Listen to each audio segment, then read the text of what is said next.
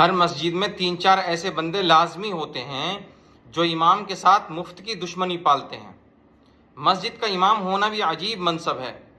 کوئی بھی شخص امام پر اعتراض کر سکتا ہے، کوئی بھی ڈانٹ ڈپٹ کا حق رکھتا ہے۔ امام کیسا بھی عالی مرتبہ اور عظیم کردار کا مالک کیوں نہ ہو، مقتدیوں کی جلی کٹی باتوں سے محفوظ نہیں رہ سکتا۔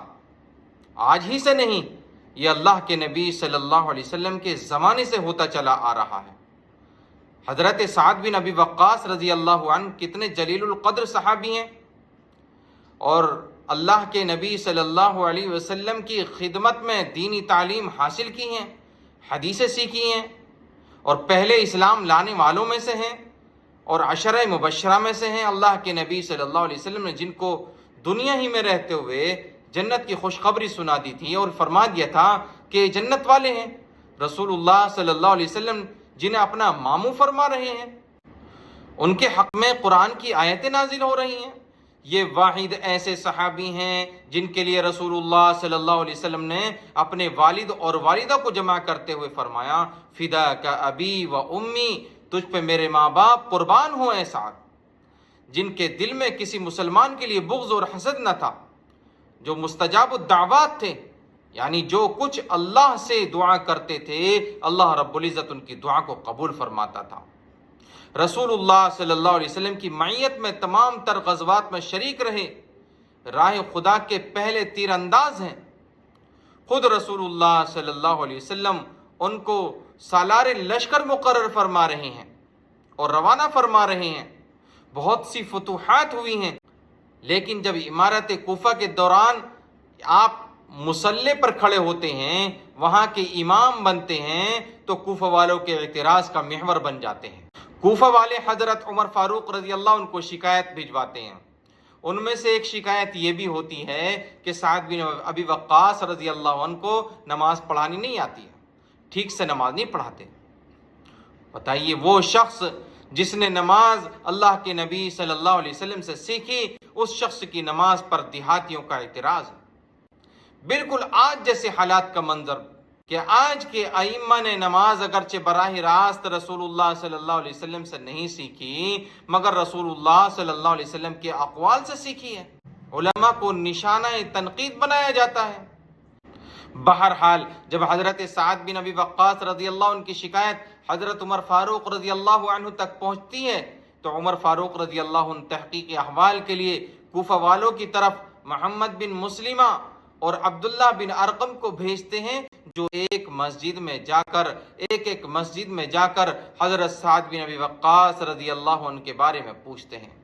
حیرت کی بات یہ ہے کہ شکایت کوفہ سے چل کر مدینہ پہنچ گئی، لیکن محمد بن مسلمہ اور عبداللہ بن ارقم جس سے بھی سوال کرتے ہیں تو جواب میں حضرت سعد بن ابی وقاص رضی اللہ عنہ کی تعریف ہی سننے کو ملتی ہے۔ ایک مسجد میں جا کر پوچھا، لیکن کسی کی طرف سے کوئی اعتراض نہیں ملا۔ البتہ جب پوچھتے پوچھتے سلسلہ بنو عبس کی مسجد تک پہنچا تو صرف ایک شخص اسامہ بن قتادہ نامی اٹھ کر کھڑا ہوتا ہے اور حضرت سعد بن ابی وقاص رضی اللہ عنہ کی شکایت کرتا ہے کہ آپ کو نماز پڑھانی نہیں آتی، آپ ٹھیک سے نماز نہیں پڑھاتے ہیں۔ بتائیے، یہ جہاد کے سلسلے میں کوتاہی کرتے ہیں، فیصلے میں عدل سے انصاف سے کام نہیں لیتے ہیں۔ اعتراض کچھ بھی تھا، لیکن یہاں انتہائی قابل توجہ بات یہ ہے کہ شکایت کوفہ سے چل کر مدینہ بھیجی گئی، لیکن کوفہ کی کسی مسجد میں ایک شخص کے علاوہ کوئی اعتراض کرنے والا نہیں ملتا۔ یہ حقیقت تاریخ کا حصہ اور لائق اعتماد کتاب میں موجود ہے کہ جانچ پڑتال کے دوران صرف ایک ایسا آدمی ملا جسے حضرت سعد بن ابی وقاص رضی اللہ عنہ سے شکایت ہے، لیکن شکایت مدینہ بھجوائی گئی اور یہ تاثر دیا گیا کہ حضرت سعد بن ابی وقاص رضی اللہ عنہ کو معزول نہ کیا گیا تو فتنہ و فساد کا اندیشہ ہے۔ جس طرح سے یہاں پر ائمہ حضرات کے ساتھ کیا جاتا ہے کہ اگر امام صاحب کو نہیں ہٹایا گیا تو یہاں پر فتنہ اور فساد ہو جائے گا۔ پھر عمر فاروق رضی اللہ عنہ نے حضرت سعد بن ابی وقاص رضی اللہ عنہ کو معزول بھی کر دیا۔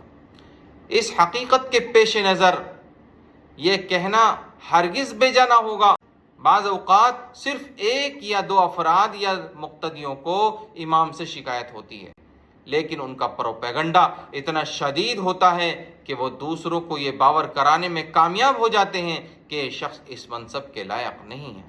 میں اس مقام پر پروپیگنڈا کرنے والوں کو دل کے کانوں سے متوجہ ہونے کی دعوت دوں گا۔ اس میں شک نہیں کہ مجھ جیسے ائمہ مسجد کے لائق تعریف نہیں، لیکن میرے بھائیوں، کبھی آپ کی مسجد کا امام قصوروار بھی ہوتا ہے اور آپ کے اعتراض بیجا بھی ہوتے ہیں۔ ایسی حالت میں اپنی انا کی تسکین کے بجائے اللہ تعالیٰ کی پکڑ سے ڈریے، اور ذہن میں رکھیے کہ جب حضرت سعد بن ابی وقاص رضی اللہ عنہ نے معترض کی ناحق باتیں سنی تھیں تو اپنے ہاتھ اللہ جل جلالہ کے دربار میں اٹھا کر یہ دعا کی: اللہم ان کان عبدک ھذا کاذبا قام ریاء وسمعۃ فاطل عمرہ واطل فقرہ وعرضہ بالفتن۔ بڑی خطرناک دعا حضرت سعد بن ابی وقاص رضی اللہ عنہ نے اللہ سے کی۔ اے اللہ، اگر تیرا یہ بندہ جھوٹا ہے اور نام و نمود کی خواہش میں اٹھا ہے تو اس کی عمر کو لمبا کر اور اس کی محتاجی میں اضافہ کر اور اسے فتنوں میں مبتلا کر۔ وقت گزر گیا، حضرت سعد بن ابی وقاص رضی اللہ عنہ معزول بھی ہو گئے، پروپیگنڈا جیت گیا، لیکن سعد بن ابی وقاص رضی اللہ عنہ کی دعا اللہ جل جلالہ کے ہاں محفوظ رہی، اور پھر لوگوں نے دیکھا کہ وہ شخص انتہائی بڑھاپے کو پہنچا، اس کی بھویں آنکھوں سے نیچے کو آ گئیں اور راستے میں کھڑے ہو کر بھیک مانگتا ہے۔ جب کوئی عورت سامنے سے گزرتی ہے تو اس کے ساتھ چھیڑخانی کرتا ہے۔ لوگ کہتے ہیں، اے بوڑھے، تمہیں عورتوں کو چھیڑنے میں حیا اور شرم نہیں آتی؟ جواب میں کہتا ہے، میں کیا کروں، مجھے بڈھے سعد بن ابی وقاص کی بد دعا لگ گئی ہے۔ صحیح البخاری کتاب الاذان میں یہ واقعہ موجود ہے۔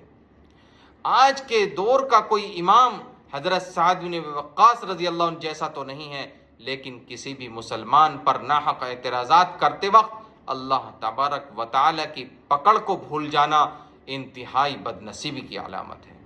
ہم اپنے پروپیگنڈے میں جیت سکتے ہیں، لیکن اللہ جل جلالہ کے یہاں فیصلے حقائق کی بنیاد پر ہوتے ہیں، ان فیصلوں سے بے خوف نہیں ہونا چاہیے۔